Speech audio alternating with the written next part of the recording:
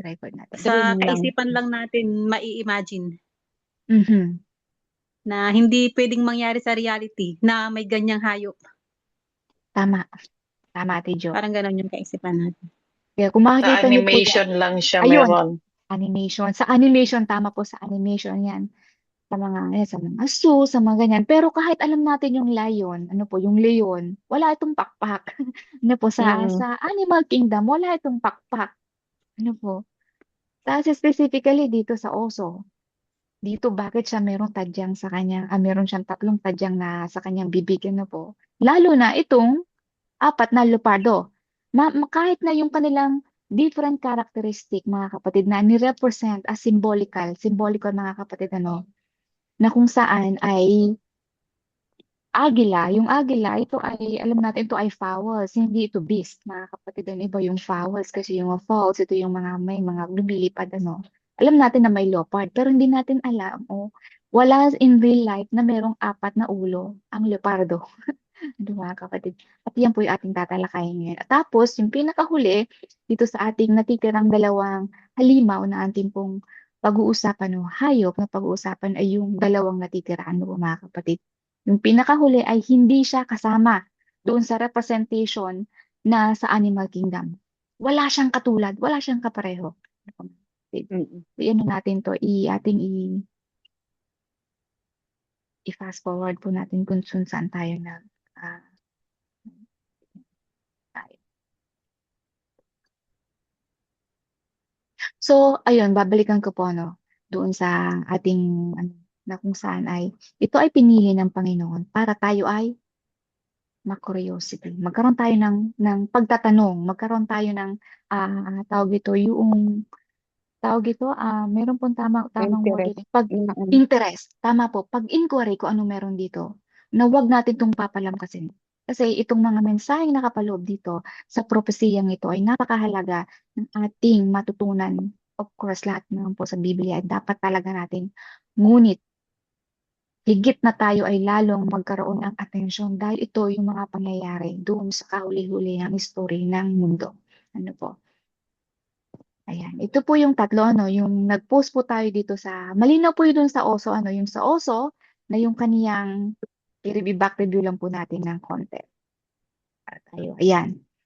Ito po ay parallel, ano, doon sa media version, ano po. Pero yung detailed kung bakit yung kanyang isang bahagi sa kanyang likod ay mataas, tapos yung isang bahagi ng kanyang likod ay mababa. Yung detailed po nito, mga kapatid, na nire-represent nito ay yung ah, sa next chapter po, sa chapter 8. Pero yung tadyang ay ito po ay sumisimbolo ito sa tatlong bansa na ah, hinari, ano po, na kinonquer po ng Medo-Persia na yan. Ayan yung Lydia, yan yung Egypt, ayan yung sumama na po nga yung empire, mga kapatid, ano, ng Babylonia. Kung makikita nyo, hindi lamang basta city, mga kapatid, ano, kasi nalaman natin na meron talagang literal na syudad ng Babylonia. Pero yung pag-conquer ng kailangan, mga kapatid, ano, yung mga bawat bansa na kung saan sasakupin nila yung bansa, mahalaga na simulan nila ito dun sa capital. Hindi sila magsisimula doon sa probinsya lamang. Yung pag-conquer, pagsakop mismo doon sa center ng kaharian na yon, ito po ay sumisimbolo na kung saan bumagsak na yung the entire empire na yon.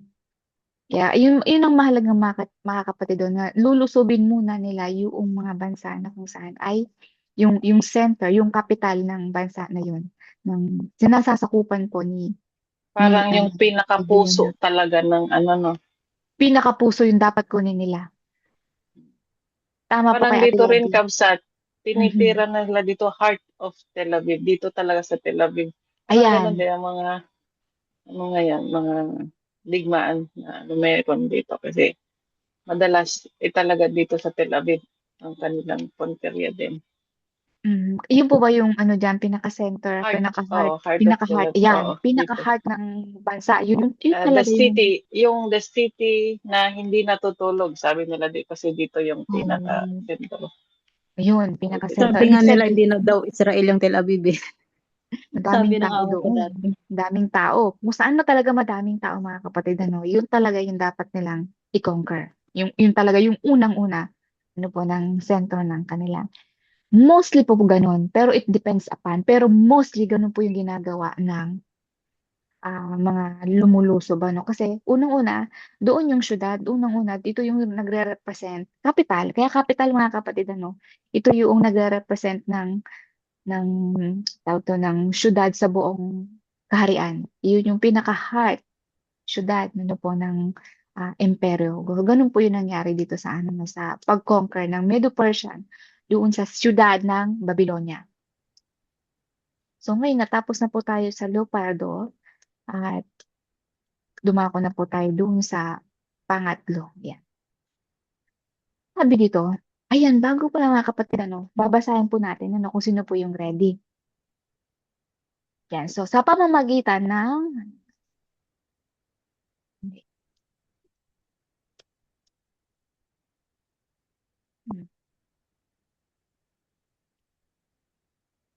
ayan. Ayan, sa pamamagitan ng kung ano sinisimbolo ng ikatlong universal na imperyo. Ito po, pagkatapos, babalik po tayo doon sa perspective na ating pong original na kinagawa mga kapatid. Ano, na kunwari, o tayo si Daniel, o kaya katabi natin si Daniel, na siya yung nakatayo doon sa nakasilip doon sa ano po, doon sa vision na yun, doon sa pangitain na yun na siya ay nakita niya na isa-isa itong mga hayop na ito ay naglalabasan doon sa sinisimbolo ng tubig. Ano po, ito po ay itong tubig na to na napag-alaman po natin last week na ito ay sumisimbolo doon heart, sa heart of center, kung saan dito yung bayan na kung saan wika, bansa. Ito yung sentro ng populasyon. Ano po, na isa-isa lumabas doon yung kapangyarihan na yun. So ngayon, natapos na yung leon, natapos na yung oso, ano po yung pangatlo na lumabas na kanyang nasaksihan? Yun po mga kapatid yung ready po magbasa. Ito po ay mababasa sa Daniel chapter 7, chapter 7 tayo po, verse 6. Talatang 6 po. Ako na po magbasa, ano, kung hindi po kayo ready pa. Sa susunod po, kayo po yung susunod. Okay, hindi mo nakasali nandito ang anak. Opo, sige Sige po. So, pwedeng Pwede mag-ingay ka ako sa... mamaya. Sige lang. Opo, mamaya Sige, po. Pag sige. ako na po muna ngayon, Sige. sa 7:6, sa talatang 6, sabi po ito, pagkatapos nito, ito po sabi niya, no, tumingin ako at narito ang iba, gaya ng isang leopardo. So, mag-pause po muna tayo dito mga kapatid. Ibig sabihin, gaya ng isang leopardo, hindi ito leopardo. Pag sinabing gaya, look like, Like. hindi masyadong, hindi to eksakto, kundi ito yung close. Close sa itsura, ano po, close doon sa imahe ng leopardo. Kaya sinabing gaya ng isang leopardo. Yan. Na Kalok-alok may niya. ka-look-alike, tama, ka-look-alike. Sabihin natin kahit na identical twins man yan, pero magkaiba pa rin po Kahawig. mga kapatid, ano, kahawig yan. So gaya ng isang leopardo. Na mayroon sa likod niyaon, balikan natin to, na mayroon sa likod niyaon na apat na pakpak ng ibon. Grabe, Imagine niyo po kakaiba mga yan. kapatid, ano, wala po tayong Walang matatagpuan nito maloko. mga kapatid, ano, kung hindi lamang sa Daniel at sa Revelation. Kaya gayon na lamang na yung tawag dito, yung intense ng paggamit ng words, yung intense ng ginamit ng symbolical ng Panginoon. Gayon na lamang nais ng Panginoon na kuhanin yung attention natin. Na dapat ito ay ating pag-aralan. I-master, paulit-ulit, na wag natin itong makaligtaan. Ano ho? Ang hayop na Nakakatakot yung mayroon, tsura. nakakatakot yung siguro kung imagine natin mga kapatid, makasalubong natin to sa gabi, naku po. Pero ito ay symbolical. Good news, ito po ay symbolical mga kapatid. Ang hayop na mayroon din namang, ito pa mga apat na ulo. At binigyan siya ng kapangyarihan. So, sa mga kapatid, itong pangatlong hayop na ito ay gaya ng isang leopardo na may apat na pakpak na ibon at may apat na ulo. At siya ay may kapangyarihan. Ito po ay parallel Kung atin pong babalikan yung ating Daniel chapter 2, ito po ay parallel sa sinasabi doon sa Daniel chapter 2 verse 32 and 33, mga kapatid. Ano? Ito yung hita na legs na sumisimbolo doon sa ah, bronze, sa tanso na si Alexander the Great. Ito po ay chronological sequence, So, wag nyo na po itong basahin. Ang symbolic po mga kapatid, mahihilo lamang po kayo, huwag niyo pong basahin. I-explain ko lang po ng mabilis kasi review na lang po natin to. Ngayon,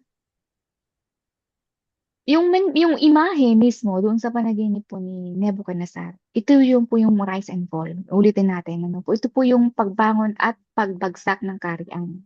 Ngunit hindi po dito dinetailed yung karakter ng bawat isa, yung bawat bansa na nire-representa nila. Dito sa chapter 7 po natin pinag-usapan, makikita natin yung kanilang karakter. No? Isa-isa na.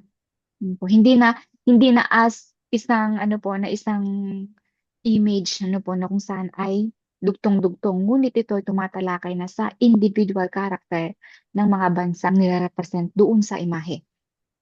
O yun, si Alexander the Great. Ngayon, alam po natin review na lamang po ito mga kapatid, pero yung heart and soul talaga ng ating pag-usapan dito ay yung doon sa maliit na sungay. Susunod na po yun.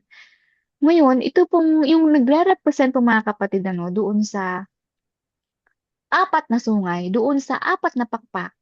O yung pakpak, ayan, is symbolical po yun na kung saan ito ay nagsisimbolic kagaya po na ating pinag-usapan last week mga kapatid, last Sunday, na yung pagbilis po nung pagpunyagi, yung paglawak po ng kanilang kaharian, Ngayon, kung inyo pong naalala, namatay po si Alexander the Great ay 323 BC.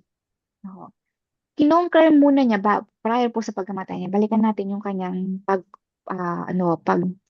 yung pagsakop doon sa Medo Persia, po. Yung detail din po nito ay nasa next chapter. 331 BC, mga kapatid. Ang tinagal ng the Greece ay yung 331 BC, 268 BC. Tumutukoy po to sa buong kaharian po ng Greek, ng Hellenistic. So, bago pa to maging Hellenistic, ito po muna ay Greek Empire. Yung Greek Empire, tumatalakay po ito doon sa katauhan po ni Alexander the Great. Siya po ay pumanaw noong 323 BC. Siya lamang po ay 32 years old, mga kapatid. Napakabata po niya mamatay. So, namatay po siya dahil sa isang gabing walang tigil na pag-iinom. Nung kanyang pag-uwi, siya po ay nagkaroon ng lagnat. Nagkaroon siya ng lagnat. Lumala po yung lagnat niya. Tapos, after 11 days, mga kapatid, siya po ay tuluyan ng pumanaw sa katanyagan ng kanyang kapangyarihan. Sa kalakasan ng kapangyarihan. Siya muna ay nagsuffer ng seizure. Hindi na po siya naging, yung pong lagnat niya ay lumala hanggang siya ay nawalan na po ng lakas, siya po ay pumanaw. 323 BC. Pag 11 years, anuhin po natin, 331, 10 years, 12 years, bago po pagkatapos niyang i-conquer yung Medo at Persian Empire. Ngayon, alam niyo po mga kapatid, ito mga general pala ni Alexander the Great na sumisimbolo doon sa apat na ulo ng leopardo, mga kapatid, ay nag-aaway-away na sila. Nagkaroon na sila ng pagtatalo-talo kung saan ililibing, kung ano yung klase ng funeral na kanilang ibibigay doon sa katawan, sa patay na katawan ni Alexander the Great.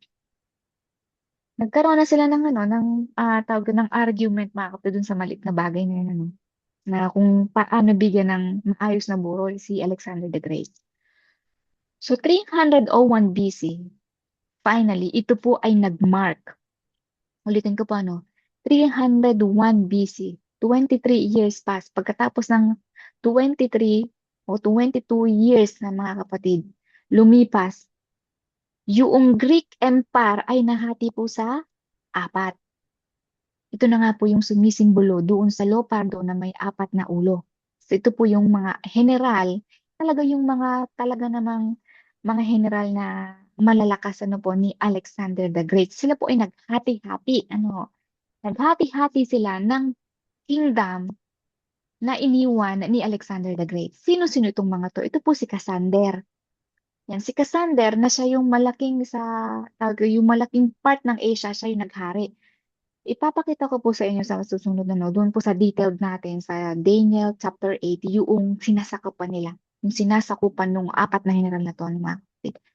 Si Lysimachus at si Ptolemy, mga kapatid, sila yung sa Lydia, sa Arabia, sa Egypt. Ito. Si Seleucus ay siya yung sa Syria, mga kapatid, sa bansang is. So, ibig sabihin, mga kapatid, itong mga general na ito ay nagtayo sila ng sarili nilang empire. Specific lamang doon sa naiwan o doon sa pinaghatian nilang apat. Ano po, individual king o individual na tawag ito, individual na imperyo doon sa original na Greek Empire na galing po doon kay Alexander the Great na naging Hellenistic Kingdom. Mga kapatid, malinaw po yung pag sinabi pong Hellenistic, mga kapatid, na niyo po ba na-encounter? At least na-encounter po natin dati sa Daniel chapter 2. No?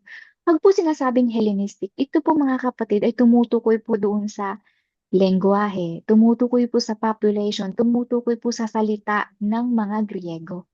Baga, isipin po natin, pag po sinabi nating Filipino, sabing Tagalog, isa lamang po yung sinisimbolo ng mga tayo ay mga taga-Pilipinas. Same din po dun sa Hellenistic, centralize yung kanilang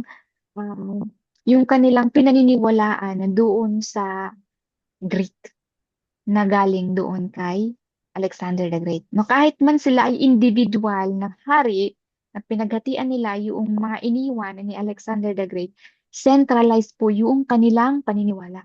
Mga kapatid, yun po yung ibig sabihin noon. Ito po yung ngayon. Ito, review na lamang po natin yun. Ngunit, meron po yung detailed doon sa Daniel chapter 8. Makikita natin yung magnified, po mga kapatid. Simula doon sa imahe, hanggang dito sa mga individual na mga tawag dito sa individual na mga hayop na nire-represent nila ay yung information, sinusuplayan tayo ng information sa bawat chapter ng lumalakas, mga kapatid, ibig sabihin magnified, lumalakas na bawat pinag-aaralan natin yung impormasyon na patungkol po sa mga kaharian na to, mga kapatid. Ayan. Ako po sa inyong may katanungan. Pwede niyo po bang sa aking sabihin, ano po ang katulad ng hayop na yan sa Animal Kingdom? Saan po siya close? Nakikita niyo po screen, mga Dragon. kapatid. Dragon. Hindi ko, hindi po alam. Hindi Yung na parang yung parang alam mo yung pag nagbilog siya, yung thorn niya, yung protection niya. Pag, di ba meron yung hayop yung nagbibilog siya pag tapos pag bumuka siya, ganyan, naglalabas yung mga thorn niya. Tawag doon na hayop. Wala akong alam na wala na walang Wala. kato. Wala siyang kato. Wala siyang katulad. Ano ba? Walang katulad niya. Tingnan niyo yung ipin niya, oh. Ay siya. Wala pa sa aswang. Yan yung may Pulang-pula ang 10 mata. Kaya nga walang Mukha. kato. Parang nakainom siya, oh. Pulang-pula siya, oh. Yan Ang yung may dami 10 mo form. natin. Description, Hindi, Marsa. tinititigan ko. Zinozom ko pa Grabe, eh. Ayan. Alam niyo kaya po, Nakakatakot. nakakatakot. Tama. Sabi Yung ni Ate mata Abby, niya, walang ay katulad. Tama. Tama po lang mga sinabi, mga kapatid. Bakit ko po ito natanong? Iyan na po yung heart ng ating pag-uusapan ngayon. Yung 10 ika-apat puso nga na, yan. Iba mga bansa yan. ayan, ito na yung mga kapatid, Tama po kayo, wala itong katulad.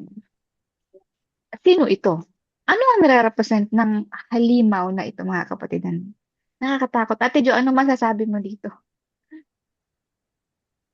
Parang sa lang, mga pelikula nakikita, alam yung mga Pelikula makikita, Sa comics. Comics, ayan, Comics, mga comics. Alam natin, mga kapatid, comics. pag sinabing mga halimaw, mga ganyan.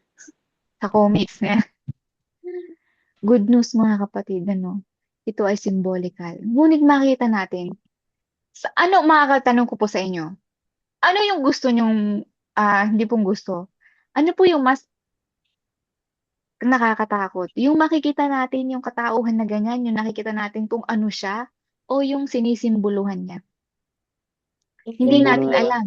Hindi natin alam na ganyan pala siya kabangis. Na ganyan pala yung, sabi natin, i-relate halimbawa, i-relate natin siya sa tao. Kasi yun po yung ano natin, ano, na ganyan, ganyan pala siya. Mas nakakatakot siya, mga kapatid, ano. Ibig sabihin, dahil alam natin yung itsura niya na ganyan, kung makikita naman natin siya na siya ay nakakatakot. Ngunit pala, ang nakakatakot, mga kapatid, ano, yung hindi natin nakikita sa kanyang panlabas na kaanyuan, kung ano yung kanyang katangian, kundi yung kanyang karakter. Ito yung nakakatakot. Ito yung nakakakilabot talaga. Na maaaring Grabe, ano. kaya ito po yung nais na ipapatid sa atin ng Panginoon, na yung katangian na yan ay mayroon. Totoo, ng mga kapatid. Meron siyang sinisimbolikal. Sino at anong klaseng kapangyarihan ito? Ano po? Atin po yung malalaman. Paano inilarawan ang apat na kaharian? Kaharian, mga kapatid. Sino po ang gustong magbasa? Sa Daniel chapter 7, verse 7 po. Basahin ko. Sige, Ate Jo. Daniel 7 verse 7. Mm. Pagkatapos nito, nakita ko ang aking panaginip. Kagabi ang ika-4 na hayop na nakakasindak, nakakatakot, at napakalakas. Mhm. Mayroong itong malaking bakal na ngipin. Lumalamon ito, dumudurog ng mga piraso, at tinatapak-tapakan ang natira. Kakaiba ito sa ibang mga hayop at mayroon itong 10 sungay. Grabe. Yan na. Sige, Ate Jo. Yes. Ayan. Balikan ko po yung tanong ko. Yung binasa po natin, na binasa na Ate Jo ngayon lamang, siya po ba ay tama, akma ba doon sa larawan po na ating nakikita ngayon? May 10 sungay. May 10 sungay at Bilangin malaki. natin. Akma siya. Bilangin natin sa ano. Yung kanyang katangian, no, hindi siya ma-relate Yung hindi ngipin siya niya. Yung makita. ngipin niya parang bakal. Parang bakal at dumurulay-rulay. Grabe, mga kapatid, yung definition nito. Ngayon, atin po nang Grabe. ito yon. Yung sa sinabi natin, Jo, ang ika-4 na hayop ay kakilakilabot na highlighted po yan, ano?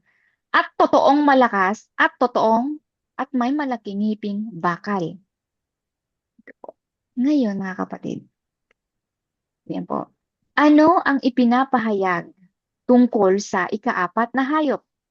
Ito po yung interpretation. Sino itong kakilakilabot?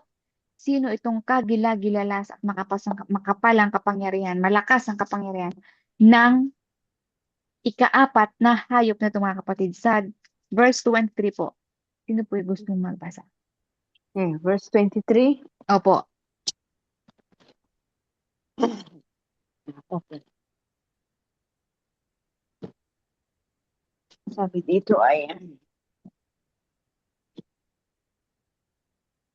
ganito ang sabi niya.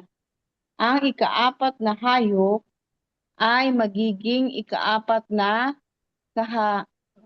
kaharian sa ibabaw ng lupa, na magiging kaiba sa lahat ng kaharian at sasakmalin ang buong lupa at yuyurakan at pagluluray-lurayan. Grabe po Luray. talaga yung mga pagluluray-lurayin. Good news. Ito po ay kaharian, hindi po to yung hayop na literal. Pero ito po ay lubhang nakakatakot kung ano man po ang nirepresent ito, mga kapatid. Anong kasamaan ang meron sa kaharian na Anong yan? kasamaan ng kaharian na yan, mga kapatid? Ngayon, bago po tayo magdako dyan, yung sinabi natin, Gina, walang duda, ito po yung sumunod doon sa Greco-Hellenistic Kingdom. Ano po? Ito po yung tumutukoy doon sa kaharian na yan. Atin po yung pag-aaralan. Ito po ay parallel doon sa imahe na panaginip ni Nebuchadnezzar doon sa tansong bahagi, ano po, doon sa ano nga doon sa binti, ano po, doon sa binti na nagre-represent na iron, bakal, Ayun mga pala. kapatid. Ayun. O yung one bakal.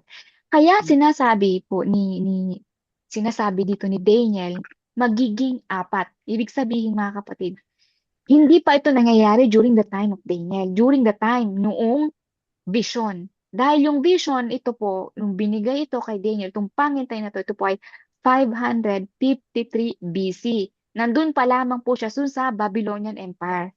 Unang taon, ano po, unang official year na itinalaga kay Belshazzar, yung kingship, yung pinagkatiwala sa kanya ng kanyang ama, si Nabonidus. Ibig sabihin, bago dumating itong ika-4 na kaharian na to, 553 BC down to 168 BC dahil dun po magsisimula itong kapangyarihan na ito. Ilang mga kapatid, ilang taon? 300, ayan, 553 minus 168. 385 years bago ito magiging akma, bago siya magkaroon ng katotohanan, itong prophecy niya to, bago magkaroon ng kapangyarihan na ito mga kapatid. Ano? So ngayon, ito po yung walang duda mga kapatid, ito po yung Roman. Ito po yung Rome, ancient Rome Empire. Ito mga Grabe. kapatid. Ibig sabihin, ano ito po, bago tayo magsimula, bago po pagpatuloy natin noon, ito yung kanyang katangian, ano? Ngayon, nakita natin, ano ang ipinapahiwatig ng 10 sungay na bata po? Sino po ang gustong bumasa na chapters sa talatang 8? 8 po. Sa Sige. 7-8. Kasi may sungay ito eh. Ito po. Balikan po natin yung 8. Verses Opo. 8. 8. Opo. Aking pinagdili-dili ang mga sungay at narito sumibol sa gitna ng mga yaon ang ibang sungay. Isang munti na sa harap niya ay 3 sa mga unang sungay ay nabunot sa mga ugat. At narito, sa sungay na ito ay may mga mata na parang mga mata ng tao at isang bibig na nagsasalitang ng mga dakilang bagay. Nahilo na po ba kayo mga kapatid? Sorry po. Ano? Malinaw po ito ha. Malinaw. I-imagine mo, si Jo, ano ito, maganda ito sa'yo. Sorry po, medyo nahilo na yata kayo dito sa ano. Una, kakilagilalas na hayop. Yung kagilagilalas na hayop na binasa ni Ate Jo, meron tong 10 sungay, mga kapatid. Pagkatapos ng 10 sungay na yon, 3 yung bumagsak. Sa 10 sungay, mga kapatid, 3 yung bumagsak. Pagkatapos nung pagbagsak ng 3 sungay nito ay mayroong umusbong na maliit na sungay. May tumubo. Isang munti, may tumubo. Na yung isang tumubong sungay dito ay meron siyang mata na parang tao at meron siyang bibig na nagsasalita ng dakilang mga salita. Ibig sabihin, out dito sa kagilakilabot na kapangyarihan na ito mga kapatid, ano, ay mayroong isang tutubo na isang sungay, mga kapatid. Ano. Ngunit bago ito tumubo, kailangan munang bumagsak yung 3 sungay. Lugay. Bago siya sumibol, mga kapatid. Ano. So, ngayon, balikan po muna natin sino ang 10 sungay na ito. Ano, ito po ay sa Daniel 24. Sino pong gustong bumasa mga kapatid? 7:24. Yung 10 sungay po muna, i-review po muna natin para hindi po tayo mahilo. Para tayo po ay nakarelate doon sa Sige, 24. 24 po. Sige, ikaw, Mars. Ako Sige, yun isa natin. mo. Jo. Basahin ko na po. Sige, Opo.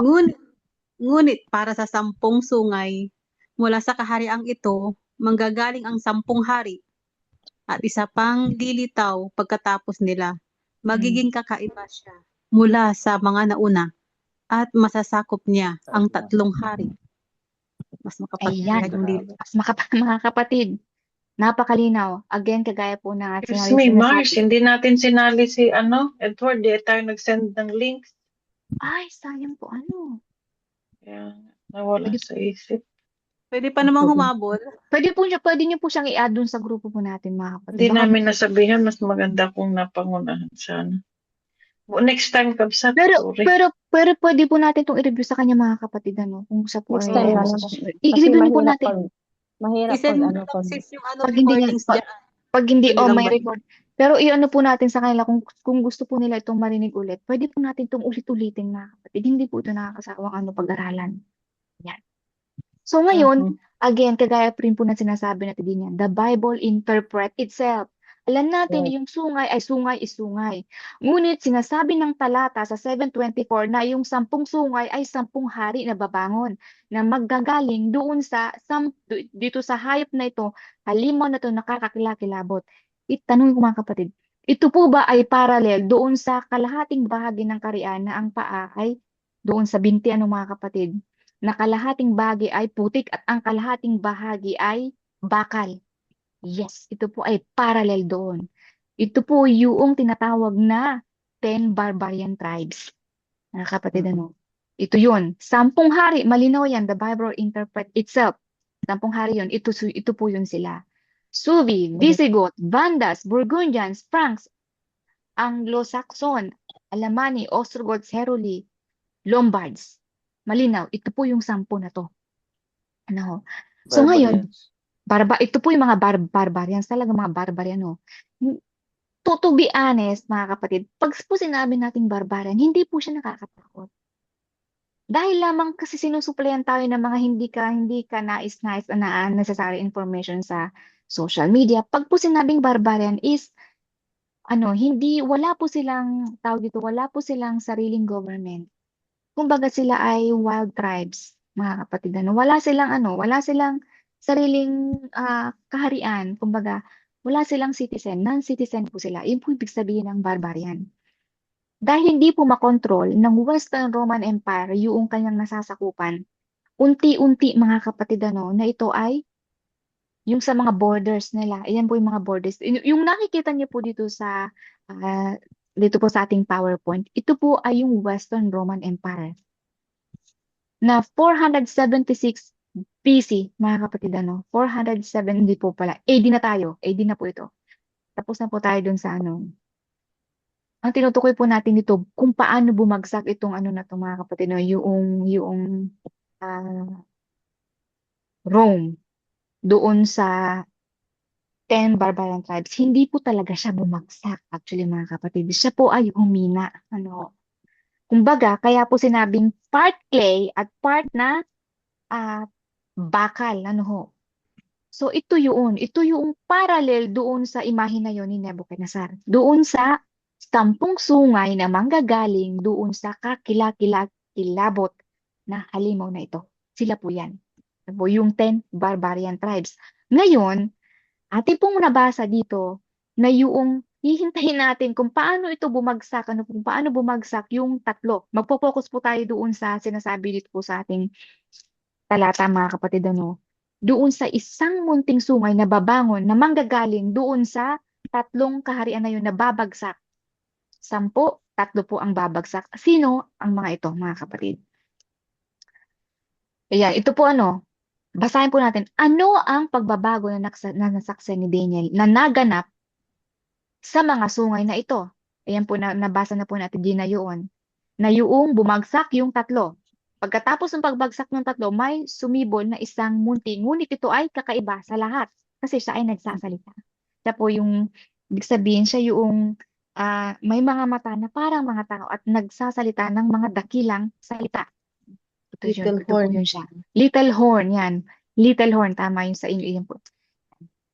Yan po sa picture, nakita nyo, mayroon Grabe siyang talaga may mata, may bibig may pa. mata. Tingnan po muna natin ito, mga kapatid. May mata. Yan, nasa Mukha siya sentro. ng tao.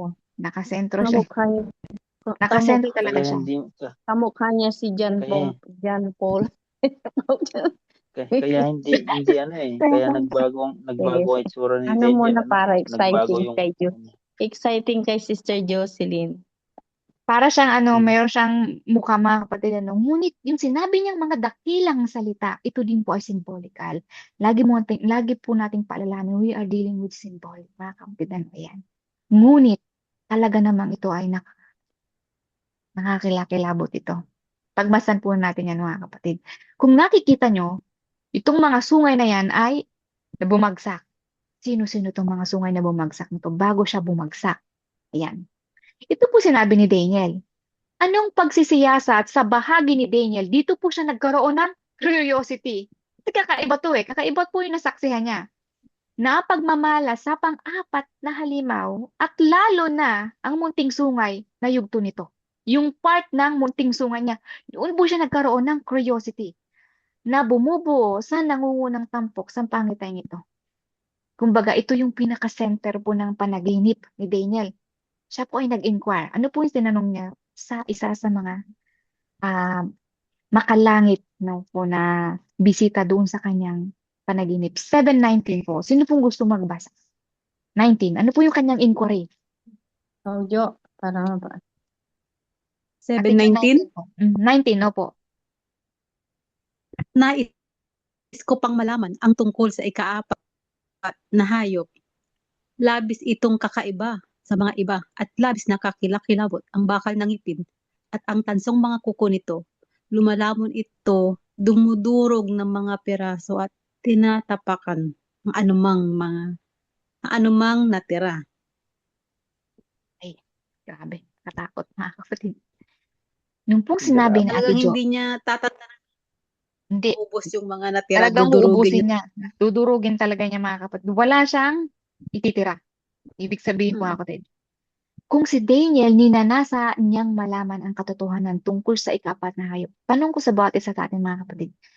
Katulad ng pagnanasa ni Daniel, ganoon din po yung pagnanais natin na malaman itong katotohanan ito dito sa ikaapat na hayop na ito.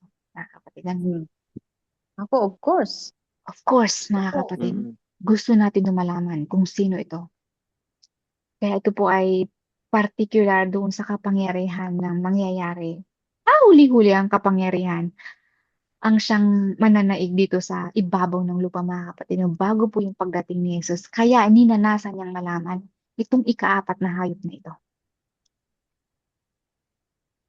At yun na po yan nabasa mga kapatid. I-pass forward na natin.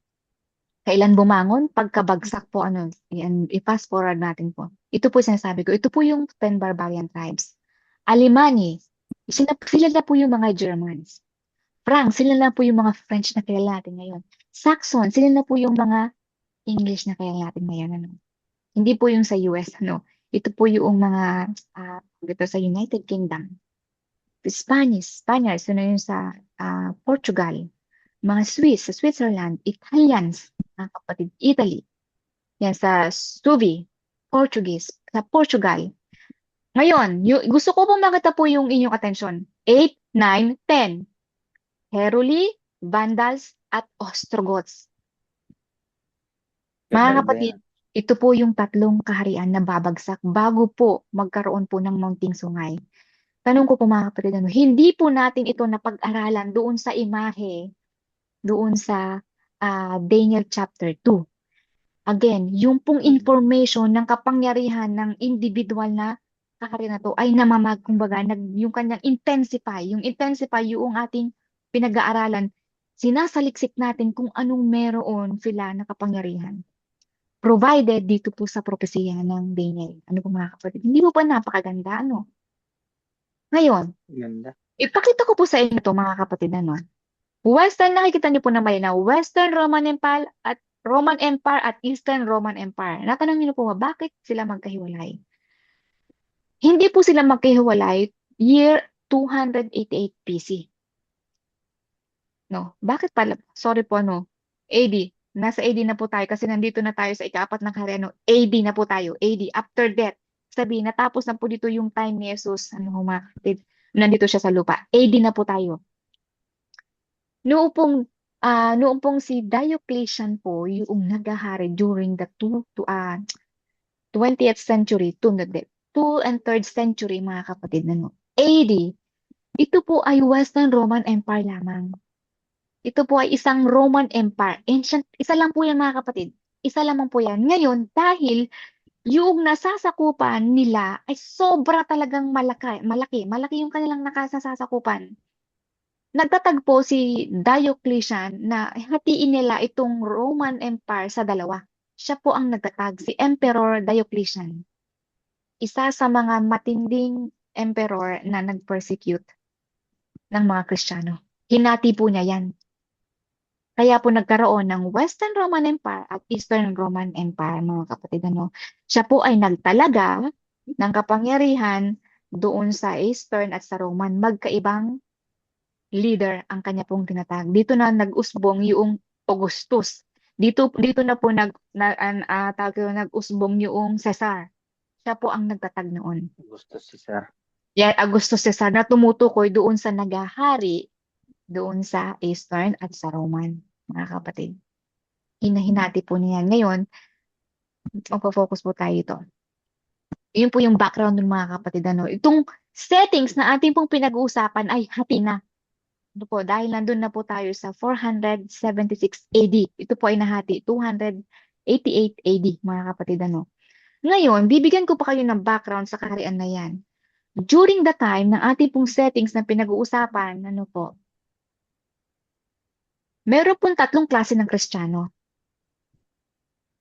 Year 476 AD. Ito po yung tatlong klase ng Kristiyano dito sa Western Roman Empire at sa Eastern Roman Empire. During the time na sinalakay at sinukob po ito ng 10 barbarian tribes, yung Western Roman Empire, mga kapatid, ano, yung Eastern Roman Empire ay nananatiling tatag. Nananatili po itong intact, mga kapatid. Ano. Sila, yung itong mga Germanic tribes, sila po ay nagpunta sa Western, ano po, sa border po nila, kaya po sila nakapunta doon. Ngayon, ito po yung majority ng Kristiyano doon sa Western at Eastern Roman Empire, dito po sa ating pinag-uusapan ngayon, yung settings natin dito. Tatlong klase ng Kristiyano: Arian, Monophysites, Catholics. Pag po sinabing Arian, nakikita niyo po yung number 1, ano po? Yung Arian Christian, naniniwala po sila, mga kapatid, sa isa lamang na, naniniwala po sila na si Jesus ay tao lamang. Hindi po sila naniniwala sa deity, sa divine. Ano po? Naniniwala po sila na si Jesus ay tao lamang. Ang monophysites, naniniwala po ang mga monophysites, mga kapatid, na isa lamang ang Diyos. Naniniwala po sila sa deity ng Panginoon, ngunit walang Jesus. At majority ng naniniwala po dito ay nandun sila sa East. Ngayon, yung Catholics, ito po yung pangatlong klase ng Christian na kung saan naniniwala sila sa deity ni Jesus bilang naging tao at doon sa deity ng Diyos Ama. Naniniwala po ang Catholics doon. Ang Catholics po ay during the time, meron po sa West at meron po sa East. Mga kapatid, ano, hiwalay, kumbaga ay watak-watak. Ngayon, yung pong tatlong empire na Vandals, Heruli, at Ostrogoths, ang kanila pong religion ay Arian, mga kapatid, ano. Arian po yung kanilang religion. Tinatawag nila sa kanila na sila ay Kristiyano. Ngunit hindi sila naniniwala kay Jesus. Dahil nandun sila sa empire ng may Kristiyano, kaya tinawag na rin nila sa kanila sila ay Kristiyano. Ito po para po tayo ay magkaroon dahil ito po yung center kung bakit sila napabagsak. Ayan. Kung nakikita niyo po, isumin ko, mga kapatid. Ayan, nakikita niyo po si Kingdom of Odoacer. Si Kingdom Odoacer, ito po ay hari doon sa bansa ng Italy. Yan. Siya po ay hari. Ang pangalan po na Odoacer, siya po yung king. Siya po yung hari. Hari po siya ng Heruli. Diyan po sa bansang Italy. Siya po yung hari diyan. Siya po yung king. Ngayon, nakita niyo po na yung yellow. Focus po tayo sa yellow. Nakita po yung kanyang nasasakupan. Sobrang malaki. Kung i-compare niyo po sa Eastern Roman Empire, i-compare po natin siya sa Eastern Roman Empire. Halos magkasing laki lang yung kanilang nasasakupan. Ano po? Ngayon,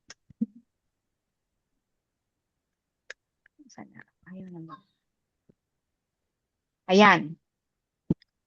476 AD, mga kapatid, Si Romulus Augustus, Si Romulus Augustus noong 476 AD ang kahuli-hulihang Western Roman Emperor na tawag doon, na naging emperor, siya po ay napaslang. Ang pumatay po sa kanya ay si Odoacer na hari po ng Heruli.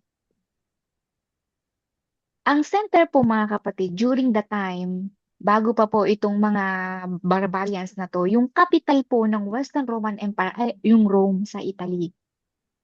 Na natural lamang na yung emperor ay nandoon siya sa capital. Nandoon yung kanyang luklukan sa Italy, sa Rome. Ngayon po, pinasok ng hari na si King Odoacer yung bansang Italy. At kanya pong pinatay yung huling emperor ng Western Roman Empire, mga kapatid. Ngayon, pagkapas lang po niya noong September 4, 476 AD, na si Odoacer ng hari ng Heruli, Arian Heruli, mga kapatid, ang tinutukoy po natin dito yung tatlong sungay, mga kapatid, yung pinakita ko po sa inyo kanina. Heros, Ostrogoths ay yung Vandals. Si Heros po muna. Si Heros. Nung pagkapas lang niya, kay Romulus Augustus, ito po yung pinakahuling pagan. Pinakahuling pagan emperor. Kaya kung ating pong i-relate dito doon sa imahe ni Nebuchadnezzar, 476 AD, mga kapatid, nagtapos o yung bumagsak yung binting bakal, sa imahe po ni Nebuchadnezzar, na kung saan nagre-represent doon sa pagkapas lang po kay Romulus Augustus.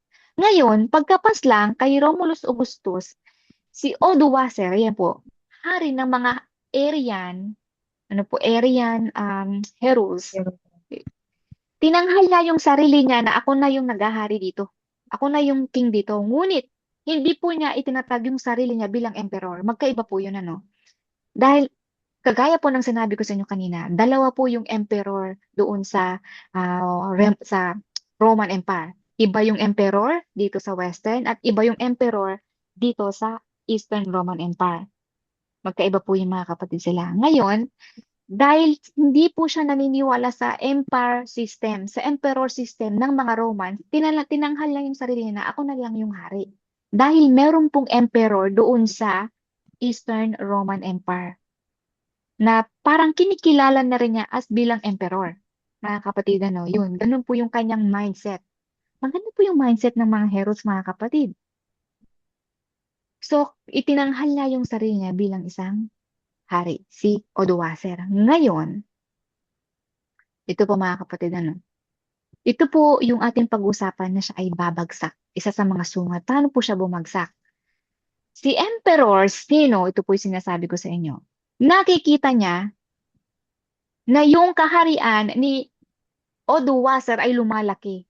Lumalaki po, kaya po pinag-compare ko po kanina, yung kanyang nasasakupan ni King Odoacer dun sa Italy at sa Roman Empire, magkasanglaki lang.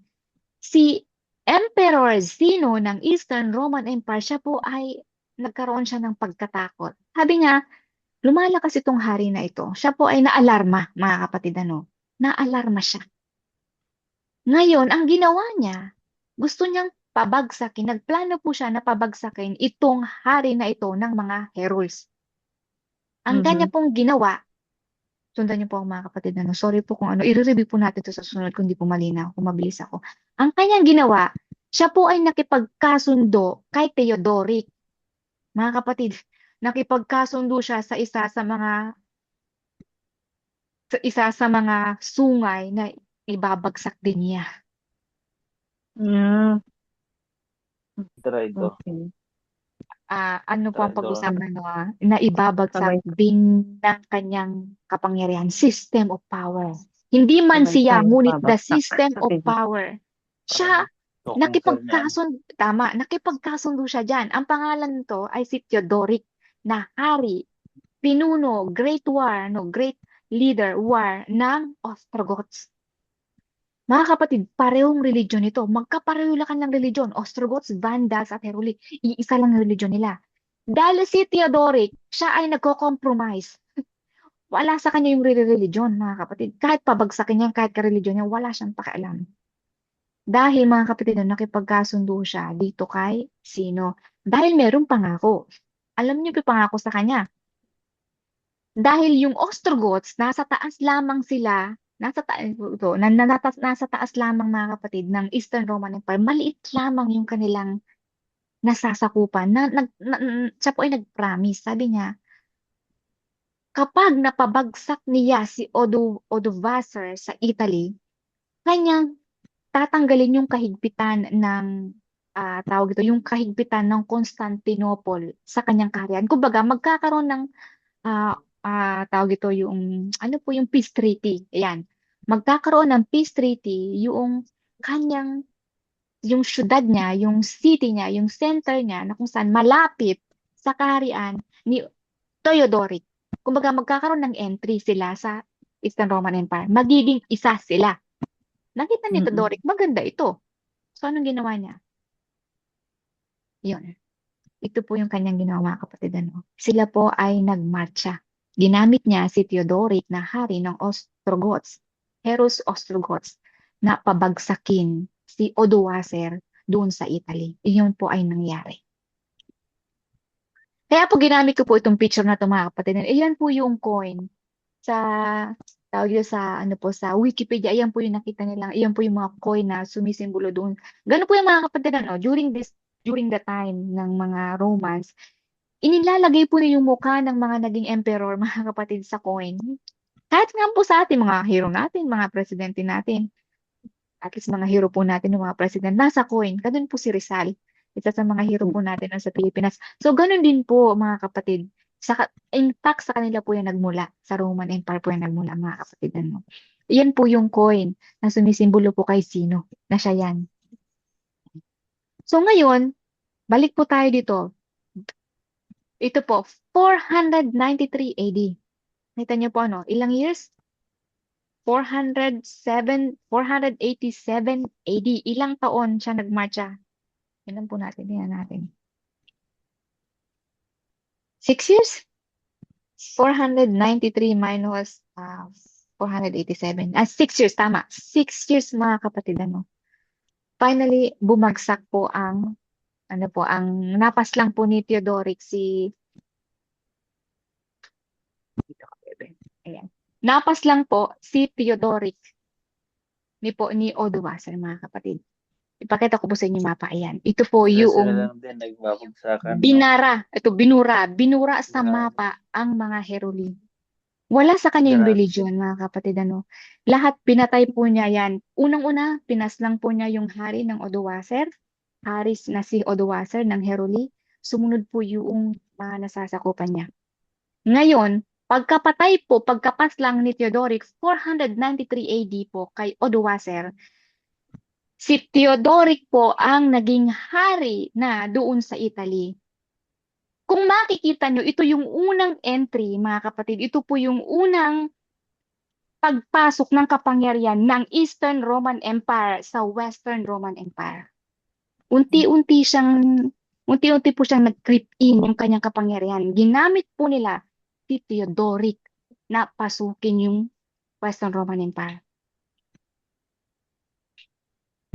So, ito po ay nagsisimbolo lamang, mga kapatid, ano, na kung saan na si Theodoric man doon, yung naging hari doon, hindi niya maikakaila na siya ay under the power of Eastern Roman Empire, mga kapatid, ano. Kumbaga siya yung puppet doon. Ngayon, ito po ano, naghari po, ito po yung timeline ng paghahari po ni Theodoric sa Italy yan. Yung pong Ravenna, Italy, kung makikita niyo Ravenna, Italy, ito po yung pinakaupuan ng emperor. Yung Rome, Italy, ito po yung tawag ito, nahati na po ito, mga kapatid. No? Pero isang syudad lang po natin pinag-usapan, isang bansa. Yung Rome para sa Papa, yung Ravenna, Italy, ito po ay para sa mga emperor. Ano po? Dahil during ng pinag-usapan natin, hindi pa po talaga dito natatatag yung yung kapangyarihan ng PayPal, mga kapatid. Nung wala pa yan. So ngayon, nung pagkamatay ni Theodoric po, hindi po nasabi kung ano yung kanyang pagkamatay. Tinawag po siya na Theodoric the Great, 526 AD. So during the time nang merong peace treaty pa doon sa mga Ostrogoths at doon sa Eastern Roman Empire, mga kapatid, ay kumbaga wala pang masyadong big deal doon sa religion na kanilang pinaniniwalaan. Wala pa. Hanggang pagkamatay ni Theodoric, mga kapatid, dito na po lumabas ang kakilakilabot na kapangyarihan. Nakikita niyo po ba kung sino ito? Familiar po ba yan sa inyo? Nakita niyo na po ba yan siya? Or narinig niyo na po ba ang pangalang Justinian the First? Yan, Catholic priest. Catholic. Ayan. Nandito na tayo sa Catholic. Familiar sa akin. Sa ano ni Paksip ulit ha, may tumawag sa akin, hindi ko marinig na ngayon. Opo. Tumatawag. Paksip ulit ha, maglalag out ako ay Opo. ano ako kasi may tumawag si Ate Opo. Sige po. Malapit na po tayo dito matapos, mga kapatid. Ayan. Tapusin lang po natin ito. Ito po si Justinian the First. Dito po natatag yung tinatawag na Justinian Dynasty. Ito na talaga yung kakilakilabot ng mga magaganap, mga kapatid. Bakit? Yan. Si Justinian po nung pagkamatay ni Theodoric na hari ng tawag ito ng Ostrogoths, si Justinian, mga kapatid, ay natatag na bilang emperor doon sa Eastern Roman Emperor. Ngayon, matindi po ang background ng Catholic background ni Justinian. Pag po sinabing emperor, mga kapatid, siya yung center ng lahat. Religious, power, lahat. Sa kanya, pag sinabing emperor, hawak niya lahat, mga kapatid. Kaya makapangyarihan ng pag sinabing emperor. Wala na pong emperor ngayon, Mataas pa ang emperor sa king Mataas pa, brother. Mataas ang emperor sa Mataas ang emperor. Ang king ay ang king ay kanyang sangay. Pag emperor, hawak niya ang lahat. Private, public, hawak niya lahat yan, mga kapatid. Judicial, hawak niya lahat. No, 527 AD, Justinian the First, yung kanyang background, mga kapatid, ng Catholic ay talagang tawag ito ay talagang sa religious affair bilang Catholic, siya po ay religious, masasabi doon. Na malalim yung kanyang intensyon na magkaroon ng reformation doon sa Catholic religion, Roman Catholic religion. Dahil yung kanyang lola, yung kanyang lolo, yung kanyang parents ay mga Catholic, mga kapatid. Ngayon, ito na nangyari, mga kapatid. Namatay man po si Theodoric the Great, ay meron po doong mga natirang mga Ostrogoths, mga kapatid. Ayan. Nagsagawa po siya ng Holy War, tinatawag, 530 AD.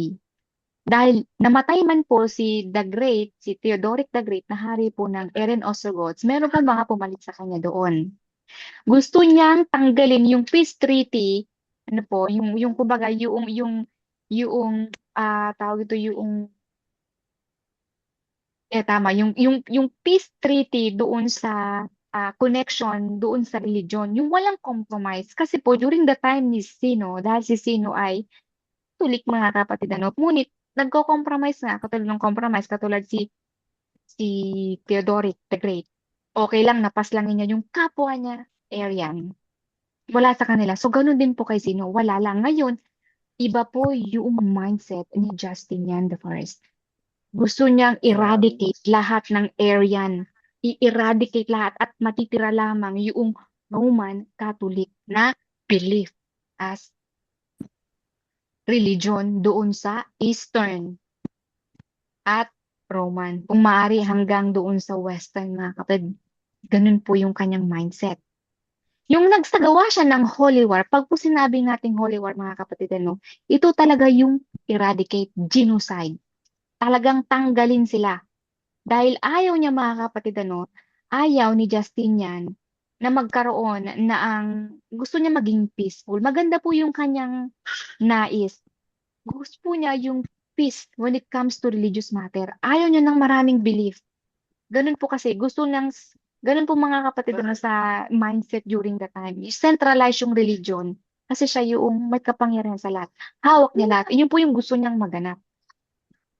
530 AD, nagsagawa ng Holy War. Patayin lahat ng mga Arian, religion po Arian, yung mga Ostrogoth at mga Vandals. Ito po, 533 AD, ito na po, naglabas siya ng decree, yung decree po niya mga kapatid, na ang Pope ay ang head of all the Holy Church. Pag sinabing ito, related ito doon sa tinatawag niyang Holy War, mga kapatid, natatanggalin niya lahat ng mga, ayaw niya magkaroon ng bad influence, mga kapatid, kasi para sa kanya, na yung Arian ay pinaka-bad influence para sa mga Roman Catholic. Hindi magandang influensya, mga kapatid. 534, napuksa ang Vandals sa pamumuno ng kanyang mabagsik na general po na si Belisarius. Talagang pinatay po nila lahat, mga kapatid. Talagang simula yon. 532 po nagsimula. 530 nagsimula. After 4 years, nalinis ang bansa po ng Italy at yung bansa ng Ostrogoths. Lahat, mga kapatid, bata, matanda, talagang inerase po sila sa mapa. Wala pong tinira. Maintindihan. Dahil itong mga religion na ito, mga kapatid, sabi niya, Justinian, the first, ay masamang influence sa mga Roman Catholics. Iyon po yung pinaka-center ng kanyang ng kanyang pagtatatag ng head of all church. Ibig sabihin, lahat ng hari doon sa lahat ng churches, ano man yan, na dapat po, ano man ang religion mo. Dahil ang iba, yung paniniwala ng area, mga kapatid, ay kailangan silang mawala. Yun po yun, mga kapatid. Parang yun ba yung connected sa 19? Sa Daniel Connect- 19. Connected ito sa Ate Diosano, connected to sa sa next chapter. Yes. Connected din ito doon sa Revelation na ating pag-aaralan, mga kapatid. Yan, ipapakita ko po sa inyo yung summary nito. Balik ulit tayo, 3 sungay na, mga kapatid, 3 sungay yung kailangan bumagsak Yung para bumagsak. magkaroon ng munting sungay. 493, yung kingdom ni Odoacer. Heruli, nawala yan noong 492. Sumunod, Vandals, sa part ng Africa, 534 AD, mga kapatid. Vandals, nawala. 538, ayan na po, bumagsak na yung Ostrogoths. Ito na po yung tinatawag ng mga extinct. Ibig sabihin, hindi na po sila, walang natira kahit anumang lahi po sa mga ito. Ito po yung sumisimbolo doon sa 3 sungay na kailangan bumagsak bago pa tung munting sungay nito na umusbong. Kailangan muna silang bumagsak. Ayan, mga kapatid. Ito na po. Ano ang nangyari noong 538 AD? Ito po, isa-summarize po natin. Pinuksa ni Belisarius ang natitirang Arian religion. Ito na po yung Ostrogoths, mga kapatid, doon sa bansa ng Italy. 538 AD, ito po ay nagmarka ng unang taon ng era ng simbolo ng munting sungay. Daniel 7:20 and 24. 538 AD, ito na po sinasabi ko sa inyo, itinatag ni Emperor Justinian the First ang tinatawag na religio-political government na tinatawag na Byzantine Papacy. Pag po sinabing Byzantine Papacy, mga kapatid, ito po ay sa Eastern Roman Empire. Ayan. Yan po ay napakahalaga natin pag-usapan. 538 AD. Wag niyo po yang kakalimutan, mga kapatid, yung date na yan. Yan po ay yung nagsimulang umusbong yung era, kapangyarihan po ng munting sungay na sumisimbolo doon sa Roman Catholic Church. Ilang years din, sister? Sa bibig na naglalabang tungkol sa mga dakilang mga bagay. Yung mga dakilang bagay, yan ating pong pag-uusapan doon sa chapter 2. part 2, part 3, mga kapatid. Ano tong mga dakilang bagay na yan? Mga dakilang salita. Ito mga kapatid, ano? Paano po niya kinontrol ang papa ni Justin yan? Alam niyo mga kapatid, during the time na pinabagsak niya itong mga natitirang kung makita natin mga kapatid, ano, si Justin Nagtatanong, yan, nagtatanong si Brother Edward, anong sasabihin ko? Pwede pa naman yun. Ninang, may Bible study ba kanina? May... Sabihin mo, kasalanan ko kamo, at nalimutan ko kamo. sayang. Pwede po ba nating i-repeat to sa Mami. kanya next week? Oo, mas maigi. Iulit po natin sa kanya next week po para sayang. Kasi ito, Wala Sister naman. Alonica, bagong binyagan ito. Oo nga Dapat po. iniingatan din natin yung damdamin niya. Ang hirap nating Huwag inano. makalimutan ko i-share sa'yo ang link, pero Uulitin. Ulitin po ulitin. natin ito sa next time para po sa Oo, kanya. kasi minunurture namin ito ni Sister Lovelyn Alonica. Mhm. Kasi Uulitin po Gawin, natin next time. gawin nating secretary si Sister Jocelyn. I-check niya ang mga... Sayang po ano. Kasi sige. Ano, Add nyo alam lang mo, sa, ako add nyo din, lang po gusto sa, kong, sa sa GC. totoo lang, para sa atin Intro. din, mga kapatid. Ayun lang, Sister Alonica, I hope na yung patience mo sa amin. Kasi kahit ako, mas maganda yung paulit-ulit kasi nariritin sa Oo, isip Okay hindi po man sa lahat akin yun. ay naano ko lahat yung sinabi ni Kabsat, pero mapulot ko lang ang mapulot din kasi may Ulitin mga po amo natin. din. Wala po akong Ngayon ko lang narinig din yan. wala po sa akin yung mga kapatid. At Ulitin po saka natin kasi hindi kahit rin ilang kami beses. makapag-concentrate agad. Halimbawa kanina, Tama nandiyan po pa ang kayo. amo ko, ganun. Tama po Ako kayo, naman, no? ako naman ay nakatutok ako, pero alam mo yun, hindi na-absorb lahat ng ano ko. Kasi Kaya kailangan madami. kong basahin talaga. Gusto niyo po ba mag-post muna tayo ito mga kapatid, ano? Pause muna Oo, tayo pag para mahaba, Kabsat, naano na yung utak din.